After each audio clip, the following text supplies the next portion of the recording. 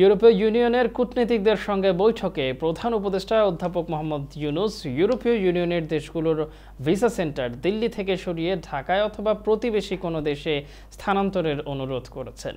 ১৯ সদস্যের প্রতিনিধি দলটির নেতৃত্বে ছিলেন বাংলাদেশে নিযুক্ত ইউরোপীয় ইউনিয়নের head of delegation Michael Miller.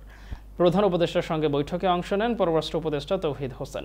প্রায় ২.৫ ঘণ্টাব্যাপী এই বৈঠকে ১৫ জন প্রতিনিধি তাদের মতামত তুলে ধরেন।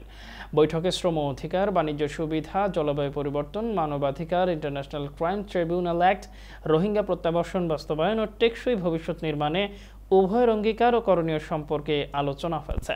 বৈঠকে প্রধান উপদেষ্টা বলেন, ডিসেম্বর মাসে গোটা মাস জুড়ে আমরা বিজয় উদযাপন করি। বিজয়ের মাসে আপনাদের সঙ্গে এমন একটি ইন্টারেক্টিভ আলোচনায় অংশ নিতে পেরে আমি খুবই আনন্দিত। বাংলাদেশ সম্পর্কে ব্যাপক আকারে অপতথ্য ছড়ানো হচ্ছে বলে উল্লেখ করেন প্রধান উপদেষ্টা।